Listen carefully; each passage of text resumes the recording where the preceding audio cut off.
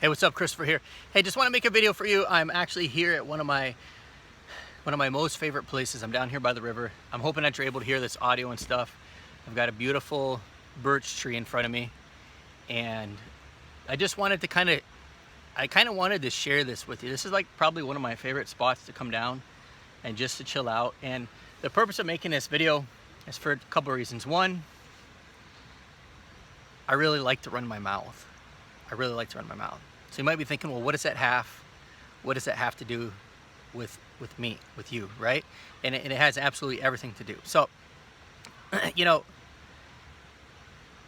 back in 2011, there's some kids riding their bikes by, and I'm looking at them riding their bikes, having fun.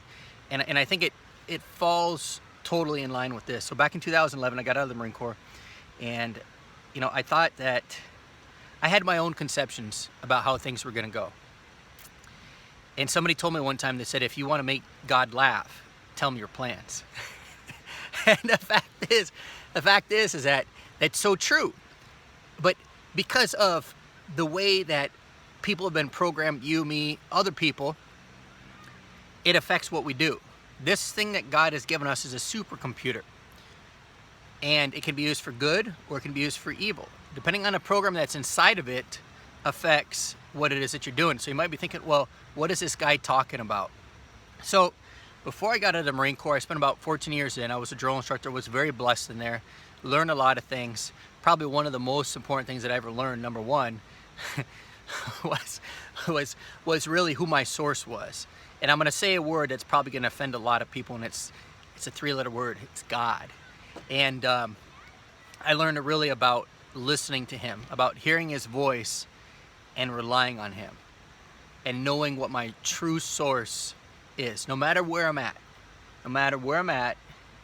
he is my source. And there was a time when I thought I was doing what I was doing in life, and I went through what do you want to call it? You want to say, you know what? I got my head stomped to the floor because essentially I thought I was doing what I was doing because of me. And, you know, it's like God said, oh, okay, yeah, you know, you think you're doing this, and you think you're the one who's making this happen. And lo and behold, anyways, I was definitely humbled. It was not a fun experience, but I learned a lot from that. I learned a lot about him. Thought I saw a deer over here. I learned a lot about him, and I learned a lot about myself. So why am I making this video? Getting back to you, because this is what it's all about. Number one, passion. Passion is super important, and chances are right now, more than likely, you're probably doing something that you're not passionate about. And so just like those kids riding by on their bikes, they are very passionate about that. They're very passionate about doing that. No kidding, we've got a pit bull. Her name is Bella. She's just a sweetie. And when she's outside, she's out walking about, you know, especially when I take her on a walk, she's really enjoying that. But inside the house, you would never know that it was really the same dog, because her element is out and about walking. That's her element. She comes alive. Her eyes light up, and her tail picks up, and she becomes animated. She gets motivated and inspired. And so really, the passion that you have is like jet fuel. You know, we know about NASA, we know about the rocket ships, we know about all those things that are going up into space. But without the jet fuel, that rocket ship goes nowhere. It goes nowhere. It's the rocket fuel that's required, the energy that's required to break through the atmosphere and to exit into outer space. It's the same energy in a jet fighter that's required to break the sound barrier. It's no different. God gave me passions. However, mostly in school, we had been taught to ignore that. Been taught essentially just to do whatever and be okay with that. And as a Marine, that's especially even more dangerous, because I had learned how to be super passionate about something with no natural desire about it. Okay? That can be very good, because if you're doing something that you really don't like, let's say, for example, we had to take all these picnic tables that are here. There's probably 15, 20 of them. If we had to take all these picnic tables and move them over there to the skate park, probably not super excited about it. It's not gonna sit there and, you know, make me jump up and down. But if I make that decision to say, you know what, let's do it, let's get this thing done, let's knock it out, then I can sit there and essentially, you can train yourself so that way you can be super motivated about it. However, in the end, it's not essentially the same, okay? Because we have a spirit that's guiding us, okay? So imagine, you know, a wolf can sit there and get all super passionate about being a canary, but there's gonna be something not right about that. It's gonna, there's a hollowness and emptiness that comes along with it, right? So that passion that you have is energy to use to help you overcome your obstacles. There's a little bit of a stream or river right here, and the water comes down. I'm going to show you just in a second here. The water comes down and then it goes down like this. Well, fish come here and they got to swim upstream, and then if they want to get up there where they're going to breed or where they're going to feed, they got to jump over it. It's that energy, that drive that they have that fuels them to keep jumping, to keep swimming, regardless of how many times they jump and swim and they don't make it. It's that same passion. Let me show you.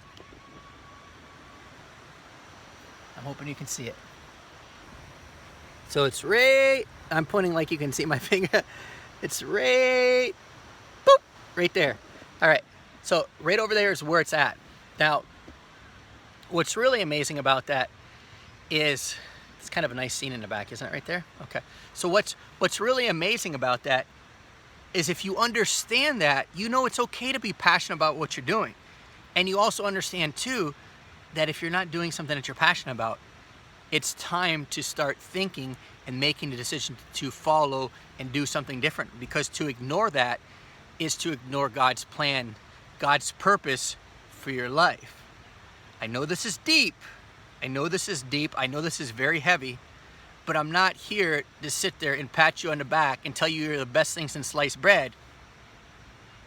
I'm not here to baby patty cake and do any of that stuff. I'm here to tell you the truth and things that I've experienced and things that I've realized on my own. So anyway, so I hope you enjoyed this video as much as I have enjoyed making it for you. And the absolute beauty, the splendor, it's just phenomenal. So if you got questions about how to find your purpose, got questions about the area, maybe about what it is that I'm doing, and my mission is to help you answer that call that's on your life, that call that God has put on your life. So if you're here right now, chances are you believe in God. You have some belief in God, and that's a good thing. That's a very, very good thing. The problem, the challenge is that there's all sorts of viruses and mindsets that have been popped inside your brain housing group, inside your brain, that are fighting against you answering that call. And so my purpose is to help unleash you into the marketplace, because if you're here, you've got a calling into the marketplace. You got a calling into the marketplace, and that's my purpose. My purpose is to help you unleash that, teach you how to use what teach you how to use what you already know to go into the marketplace and help out other people. I mean, that's pretty much it in layman's terms, right? How to go out there, how to position yourself, how to, and really it's all about helping people. So anyways, we'll talk soon. Love you guys. God bless. Bye-bye now.